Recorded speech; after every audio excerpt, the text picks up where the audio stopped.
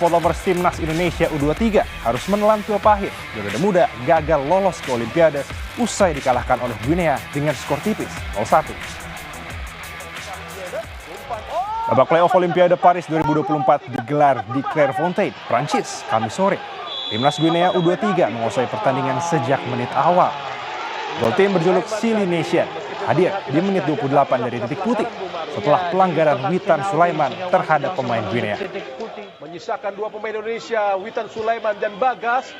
Oh, Jelas pelanggaran tadi dilakukan oleh Witan Sulaiman. Ada gerakan tangan juga oleh Witan ya, Bu ya. Sebelum ini. Pemain Hetafe Ilaix Moriba sukses menaklukkan Hernando Ari. Ini menjadi gol satu-satunya untuk kemenangan Guinea atas Indonesia. Hasil ini membawa mereka lolos ke Olimpiade Paris 2024. Keras menghujam gawang dari Indonesia. Eksekusi yang sangat tenang dilakukan oleh Ilaix. Sport Lovers pelatih Sinteyong mendapatkan kartu merah setelah